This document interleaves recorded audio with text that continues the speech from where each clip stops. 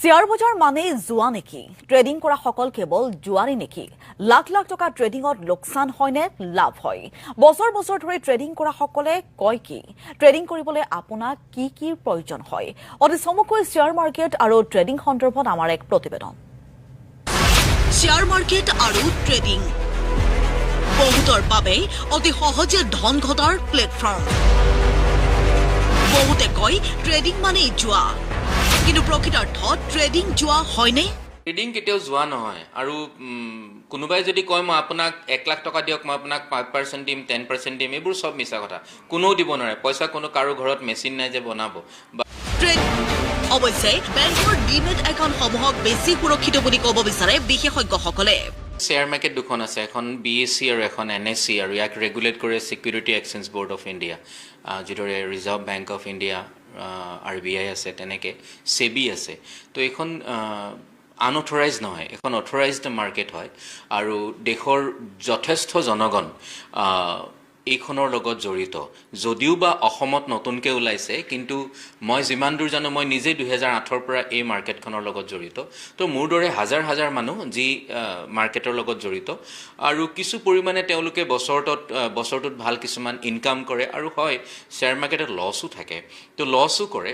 তো তেনেকৈ বহু মানুহ আছে। তো মই ভাবোঁ কি SEBI বা শ্বেয়াৰ মাৰ্কেট কেতিয়াও ইলিগেল বা আনঅথৰাইজ নহয়। বিশেষজ্ঞসকলৰ স্পষ্ট মত, অপশ্যন ট্ৰেডিঙতকৈ ষ্টক ট্ৰেডিঙত ৰিস্ক কিছু কম। শ্বেয়াৰ মাৰ্কেটখন শিকিবলৈ হ'লে প্ৰথমে যিবোৰ কোম্পানী আমি সাধাৰণতে ইউজ কৰোঁ, পেন এণ্ড পেপাৰ 3 মাহ বা 6 মাহ বা এবছৰ যদি কোনোবাই পেন এণ্ড পেপাৰত কৰে, তেতিয়াহ'লে লাইক এইটো যিটো শ্বেয়াৰ মই উলিয়াই থৈছোঁ IOC, Indian oil corporation. Indian oil কৰ্পৰেশ্যনৰ আপোনাৰ গোটেই বস্তুটো চাব। এটা সময়ত সি, মই আপোনাক দেখাই দিছোঁ, এটা সময়ত সি এই চাৰ্টখন অলপমান বুজিলে হ'ল যে 21 চনত ইয়াত আছিলে, 22 চনত ইয়াৰ পালেগে, 23 চনত আকৌ নামিলে, 24 চনত এয়া, এতিয়া 24ৰ ছেপ্টেম্বৰত কিন্তু এয়া। মানে ইণ্ডিয়ান অইল কৰ্পৰেশ্যনটো মই এইকাৰণে লৈ বাইকত তেল ভৰাই, IOC, গেছ চিলিণ্ডাৰটো ইণ্ডিয়ান অইলৰ। তো প্ৰত্যেকটো বস্তু যেতিয়া ইণ্ডিয়ান অইলৰ হয়, তেতিয়া সেই মানুহজনে, মই ইণ্ডিয়ান অইলক প্ৰমোট কৰা নাই, কিন্তু কথাটো হ'ল চিনাকি শ্বেয়াৰবোৰ কিনিব লাগে। কিন্তু আজিৰ একাংশই সম্যক জ্ঞান নথকাকৈ ৰাইজক কৰিছে প্ৰলোভিত। যিমানখিনি ৰিটাৰ্ণৰ কথা কয়, সেয়া অতি সহজ নহয় শ্বেয়াৰ বজাৰত। এগ্ৰিমেণ্ট পেপাৰখন যদি কোনোবাই উলিয়াই, প্ৰথম ধৰাটো তাতেই পৰে যে ই এগ্ৰিমেণ্টখন কিয় ওলাইছে। তেতিয়াই সুধিবলৈ, তুমি যে এগ্ৰিমেণ্টখন উলিয়ালা, ষ্টক মাৰ্কেটৰ কণ্ট্ৰলিং কেপাচিটি তোমাৰ ওচৰত আছে নেকি? ষ্টক মাৰ্কেট তোমাৰ কথা মতে উঠা নমা কৰে নেকি? তেতিয়াই গৈ আৰু গোটেই এগ্ৰিমেণ্টখন পাতকৈ এটা এটা শব্দ পঢ়ি চালে ওলাই পৰিব। গতিকে এগ্ৰিমেণ্টৰ তাত নোযোৱাই ভাল। দূৰতে কৃষ্ণ কৰি অ হৰি অ ৰাম বোপাই, যিফালেদি আহিছিলে সেইফালেদি যোৱাগে দেই, সেই বুলি কোৱাই ভাল। আৰু স্ক্ৰীন টাইমৰ সমূহ দৰ্শকক স্বাগতম জনাইছোঁ। আৰম্ভ কৰিছোঁ আমাৰ আজিৰ অনুষ্ঠান অভিমত। ইতিমধ্যে আপোনালোকে কামিং আপ দেখিছে।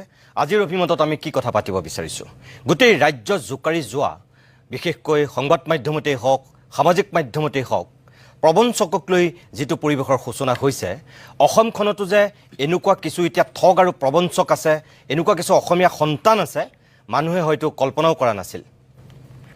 স্বাভাৱিকতেই এই পৰিৱেশটোৱে আজিৰ অভিমতত আমি আলোকপাত কৰিম। ষ্টুডিঅ'ত কেইবাগৰাকীও বিশেষ ব্যক্তিক আমি আমন্ত্ৰণ কৰি আনিছোঁ। অৰ্থনৈতিক পৰামৰ্শদাতা অপূৰ্ব বৰুৱা আছে, মই অপূৰ্বক স্বাগতম জনাইছোঁ। মই অপূৰ্ব বৰুৱাৰ কাষলৈ আহিছোঁ যে অলপ লাইনটো বেলেগ, কিন্তু অসমত এতিয়া এই নীৰৱ মোদী, বিজয় মালিয়াৰ নিচিনা একাংশ মানে বস্তু ওলাইছে। এইবিলাক দ্বিতীয় সংস্কৰণ অসমত চাবলৈ গ'লে। তেওঁলোক কিছুমান মানুহে বাৰু বাইদেৱে কৈছে কিছুমান কথা, কিন্তু আন কিছুমান যিবিলাক খুব উচ্চ শিক্ষিত, খুব মানে জানে গোটেই সমাজখনত কি হৈ আছে, তাৰ পাছতো যে এইবিলাকত ভৰি দি পেলাই এনেকুৱা এটা কাৰবাৰ কৰিছে, আপুনি কি বুলি ভাবে? মই এই বুলিয়ে ভাবোঁ যে দেখাক দেখি আমুকে কৰিছে, আমুকে আমুক কৰিছে, তামুকে তামুক কৰিছে, ময়ো কৰোঁ, পুখুৰীটো দহেই নে বামেই নে কিয়েই নে সেইবোৰ চাবলৈ নাই, টোপুংকৈ জাপটো মাৰি দিয়ে। সেই তেখেতে মাৰিছে নহয়, ইমান ডাঙৰ মানুহে মাৰিছে। হেৰো ডাঙৰ মানুহে মাৰিছে বেলেগ কথা, শিক্ষিত মানুহ, টকা পইচা থকা মানুহ, সম্ভ্ৰান্ত ঘৰৰ মানুহ, এই বাইদেৱে কোৱাৰ দৰে ডাঙৰ ডাঙৰ মানুহখিনি আহিছে। কিন্তু মই সকলোকে এটাই প্ৰশ্ন কৰোঁ, আপোনালোকে কিহৰ ভিত্তিত পইচা দিছিলে? মই এই 3জন ল'ৰাক মই একো ক'ব নাযাওঁ, কাৰণ they are doing their smart work. তেওঁলোকে স্মাৰ্ট ৱৰ্ক কৰিছে, মই তেওঁলোকক মানে উৎসাহিত কৰা নাই।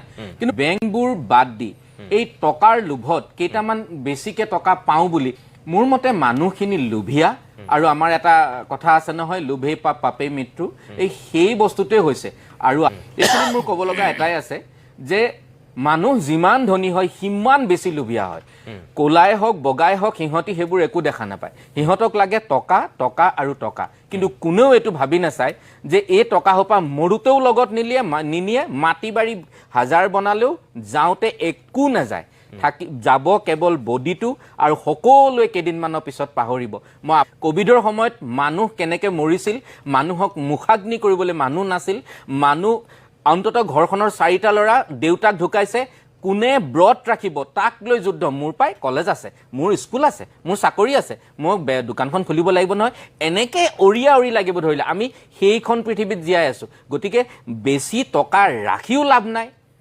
কাবালে থৈ গৈও লাভ নাই যিকেইটা পাইছে সুখত থাকক শান্তিত থাকক আৰু এনেকুৱা ঠগ প্ৰবঞ্চকবোৰ আহিলে প্ৰথমে পায় গোটেই ঠিকনাটো সোধক ক'ৰ পৰা পালে কি পালে নেজানে কাৰোবাক সোধক বোলে 19জন সোধে 3জন তেওঁলোকে কাকো সোধা নাই